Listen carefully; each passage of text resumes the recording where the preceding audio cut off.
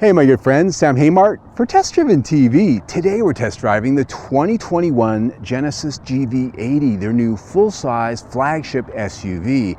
So we're going to show it to you inside and out. We're going to take it for a drive, and then I'm going to tell you what I really think.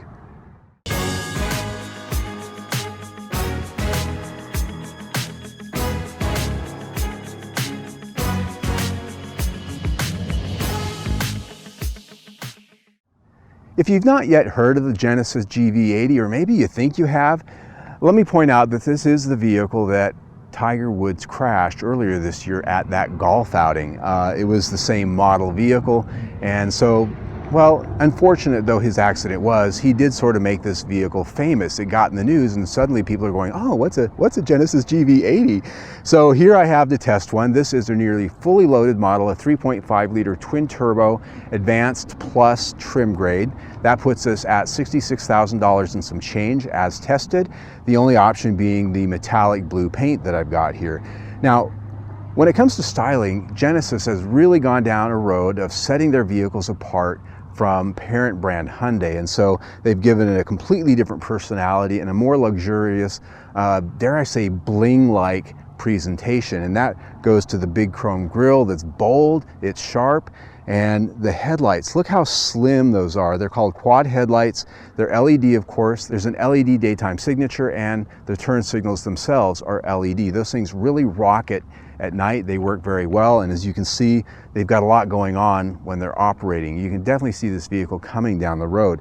Coming around the side of the fender, you can see that the headlight look is also duplicated here in the chrome trims on the fender, but these aren't just chrome trims. Those light up as well when you use your turn signal light. They're nice side markers to let the bicyclist, let the pedestrian where I'm standing, and let the car in the lane next to you know what you're doing when you use your turn signal. Wheels on this one, 20-inch. This is what comes with this trim grade. There are larger wheels available on this vehicle.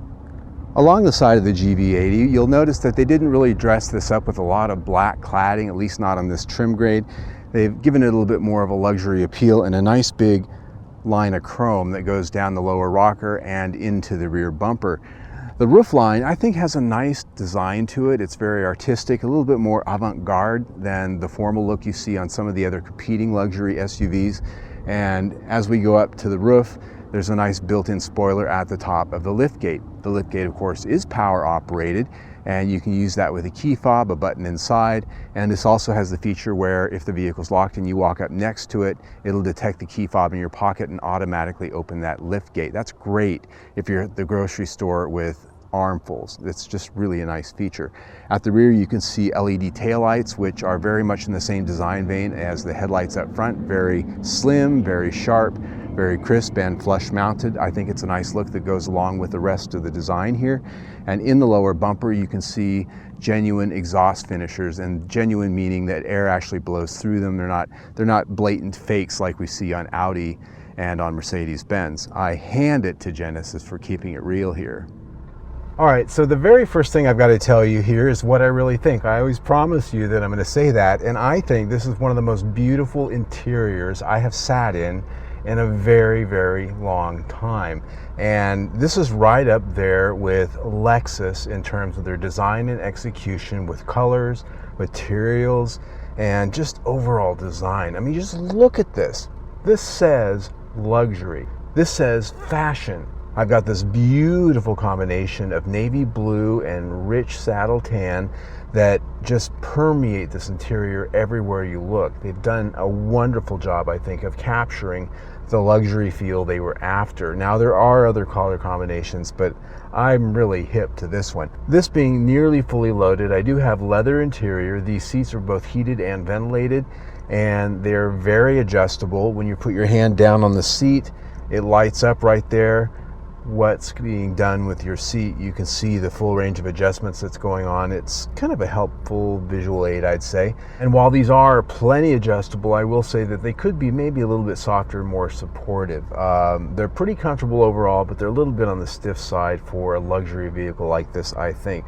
One cool thing is when you adjust the drive modes to sport, the seat does snug up on you just a little bit. I do like that. I think that's a nice touch. As I look forward, I've got a beautiful navy blue steering wheel that's got this very interesting design to it. There's thumb wheels and switches and paddle shifters, of course, for the automatic transmission. And ahead of this steering wheel it's an instrument cluster that has a 2-dial layout, but unlike some other Hyundai products that are a little lower downscale, this one does not have a full digital screen. It's only a partial screen with an actual analog dial on the left. That doesn't mean it's a bad thing, but kind of an interesting little choice they've made there. That is customizable. Everything from the middle to the right, you can make it what you want.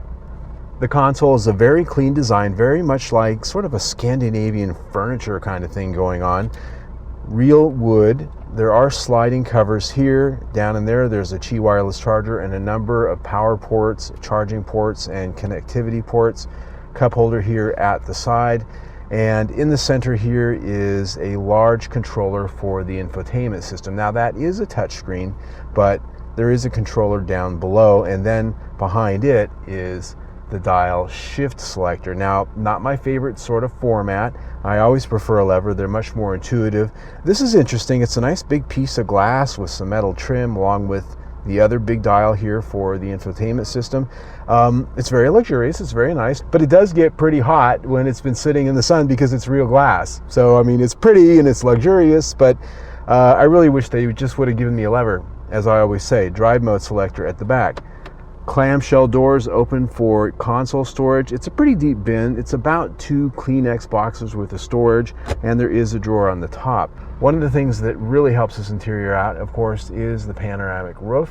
That is standard on this trim grade, and there's an impressive amount of storage in here for a vehicle that's really leaning more towards luxury. It still knows it's an SUV. Not only do you have all the storage in the center console, but down below here, there's also some additional storage for a purse, for anything extra that you want to put down there, and the map pockets in this are actually pretty big as well.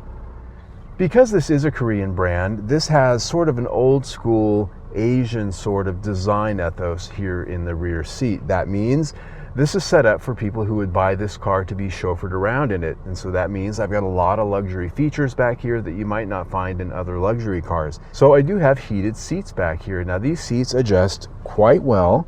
I've got a slide adjustment and I've got a back rake adjustment here, and that helps for the 3rd row seat. These seats actually go forward quite easily with the press of a button down there, and they allow nice access to that 3rd row. 3rd row, I'd say about medium size, and there's a lot of amenities back there. There's air vents in the back, and there's lighting and buttons for them to press to get these seats moved forward and out of their way to get out. These seats here are set for my height, about 5'8", with my tennis shoes on. I've got plenty of space. These seats could come back just a little bit more if I had a taller driver up front, and I'd be okay. And I can still move the seat back just a little bit. So a lot of adjustment for all 3 rows here for everybody to get comfortable. Now there's obviously quite a few amenities back here. This roof, panoramic roof, gives a nice sense of atmosphere back here. As you look at the console, there are controls for the HVAC, there are heated seats, vents of course, and a lot of ports down there at the bottom, 2 USB and 1 115 volt AC outlet. There's also here window shades at the back window and pretty nice speaker grills for this Lexicon audio system. Of the features that really do cater to that chauffeured type of situation is I've got buttons here on the seat that are reachable by the driver that you can actually pull this front seat all the way forward and give your passenger the extra space. Something if you've ever been in the back of a Lincoln Town car or any other livery car, they've always got that seat out of your way. This gives the driver the ability to do that on the fly. As you would expect, all of these seats fold down. The 3rd row has power operated buttons at the rear gate that allows you to fold those things down in a 50-50 split. Very convenient. And the 2nd row here folds down in a 60-40 split and gives you a pretty flat load floor. It looks pretty nice in that navy blue carpet, I have to say. I'm really smitten by this color combination. As you lift up the cargo floor, you can see that there is no spare tire there. What instead there is a fix-a-flat kit and storage for the cargo cover that you can put up there. I do like the fact that they offer a place to store that cargo cover, a nice luxury touch. When it comes to rating this interior, I am very, very, very impressed. The only thing that really sort of disappointed me was this shift controller down here. A lever's always best. This leaves room for error, and it just isn't intuitive if you're trying to maneuver front to back and make a 2 or 3 point turn in a parking lot. It's just so much easier with a lever. I will always point that out with this. So this is a 5-star interior, but for the controls in this thing, this interior gets 4.5 out of 5 stars. The infotainment is something that we need to talk about, because look at that, this big, huge screen. One of the widest screens I've seen, and it is a touch screen, so you can use it as a touch screen, and it does also have the controls down on the center console that I've mentioned before. Now, typically not a big fan of this type of control. I prefer the good old-fashioned bank of controls with volume knob, tuning knob, but they have managed to give us thumb wheels here for both tuning, manual tuning, and volume that duplicate those on the steering wheel. There are some other controls here, and this wheel here actually does a nice job of queuing up the menus, and pretty simply you can roll this around and get right to where you want to be. This is a system that allows you to just select, turn off the radio, turn off the news, the talking, the music, and just select a number of environment sounds that allow you to sort of just chill out and maybe get into a little bit more of a relaxed meditative state when you're in your car. If you're sitting and waiting for somebody or even driving around, I find that this is very helpful to calm you in traffic. I absolutely love it. Sound quality from the Lexicon back end is absolutely phenomenal. It's definitely worth stepping up into the trim grades to get this. A couple things I will complain about though. The map is a beautiful wide map that shows across. The thing is constantly moving. It zooms in, it zooms out, it hones in on areas, and it's constantly turning. It is a distraction when you're driving around. Yes, I understand a map can turn when you turn, but this thing is constantly zooming in and out, and it's annoying. The other thing that's actually very annoying for me is the fact that every time you shut this car off, it goes to this useless home screen. Now, to me, this is a radio. We've had this conversation in Hyundai and Kia vehicles before. This is a radio. When I get in the car, I want it to be where I left it last. I want to see the screen I had it set to. I want to see my stations. But every time I get in this car, there's this useless screen that it homes to every time. And sometimes when you're driving around, it just decides it's going to go back to this thing. So every time I get in the car, I have to go in here and I have to go through the menu and go and select my stations so that I can see them. So when it comes to rating this system, this has got a lot of great feature content. It's got wonderful graphics. It's got a lot that makes me smile, but it's got a lot of things that make me very upset.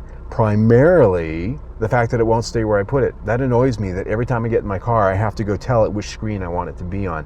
They really need to fix that. This system gets 4 out of 5 stars.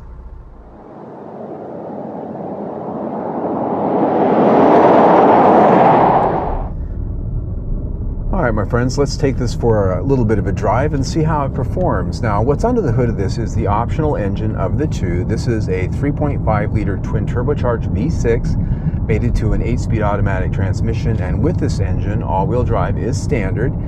It has 375 horsepower and 391 pound-feet of torque. Pretty impressive out of 3.5 liters. The first thing I really want to establish here is how does it go? We'll come to a complete stop here. Now I am set in sport mode, so let's go.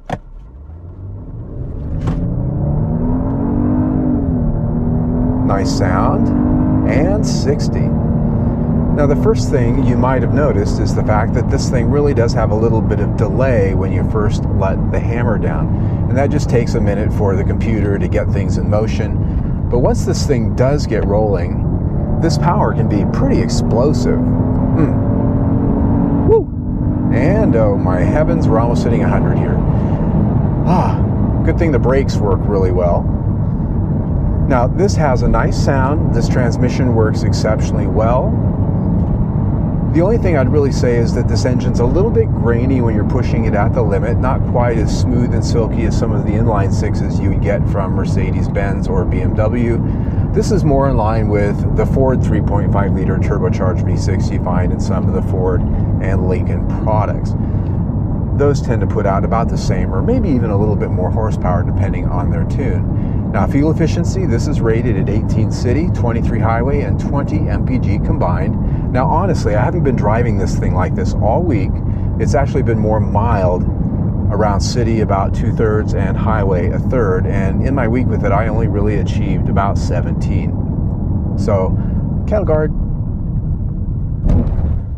not quite up to what the EPA promises in terms of fuel efficiency. Now I will point out that it is 100+ degrees outside all week. The air conditioning's been on, and I almost always defeat the auto start stop system because they're annoying. So those two things do cut into fuel economy, in fairness. But this is a powertrain that I think is very competitive. It's refined up to a point, and it's got plenty of power to keep you smiling. So this powertrain gets 4.5 out of 5 stars. When it came to chassis architecture, Genesis has an exclusive chassis here that's used in the GV80, as well as a variation of which in the G80 sedan, and it has a number of things that make it high feature, high refinement, and fitting for a luxury vehicle. The suspension up front is a multi-link front suspension, just as it is in the back, not McPherson struts up front. And so that gives us a sharper, more tunable suspension. Now I brought it out here to one of my favorite roads, which is a very noisy pavement. But the first thing I'm noticing out here is that it actually has a pretty quiet, isolated ride in here.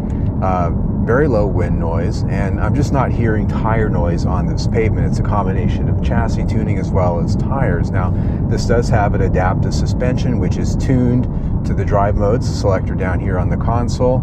I've currently got it set on sport because of all the settings. It is the tightest one of the bunch.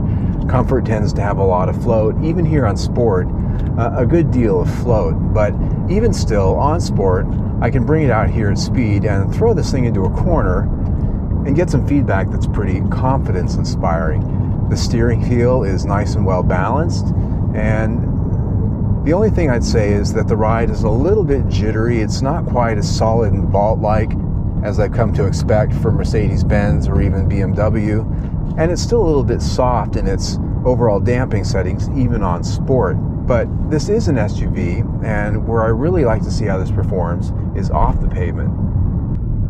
And that brings us to the Desert Washboard Road, my favorite place to bring any SUV or crossover or pickup truck to see how well put together it is, because even though this isn't really off-roading per se, it's a gravel road with a washboard finish, which means this vibrating rib surface can make even some of the best vehicles out there, the most robust off-road vehicles, feel like a POS. And so it's just nice to bring it out here and see how the chassis tuning is for a sort of slippery, gravelly surface, as well as how well does the suspension isolate me and you from this vibration.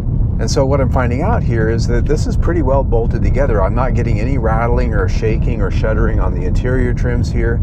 I'm certainly not getting any feedback or kickback through the steering or the suspension that tells me that things aren't solid down there. There's a nice rubbered isolation that I'm getting from the rougher stuff, and it's holding its own out here just as well as, well, some of the best of them that I've driven. So I'm pretty impressed with this chassis overall, both on the pavement and off. Chassis gets 4.5 out of 5 stars. Now it's time to talk about value, because chances are if you're spending nearly $70,000 on a luxury SUV, value might be something you're interested in. And if you're looking at Genesis, chances are I really think I'm on the money here, because if you're looking at BMW, Mercedes, Audi, any of those things in the same size range, you're going to be spending a great deal more money. And if you want some of the same features, you're going to be adding a lot more money in terms of option pricing. And so what they've done here with their pricing strategy at around $66,000, near fully loaded, almost all the way up to the top of the trim grade level ladder, you get a lot of features for the money, and there's no way around that. And the fact that the quality is good, and here we have no options to speak of except for a paint color, and they just didn't stick it to you in any way, shape, or form. Add in the fact that we've got one of the longest warranties in the business, if not the longest, 10 years, 100,000 miles powertrain, and 5 years, 60,000 miles bumper to bumper. You're literally not going to find that virtually anywhere else in this segment. So I think this is a great value. 4.5 out of 5 stars. When you put that in with everything we've already talked about, we're at 4.5 stars for the total review. Very good. There you are. If you like the review, I invite you to see my latest one right there, or better yet, click down there and subscribe to my YouTube channel. Either way, stay tuned.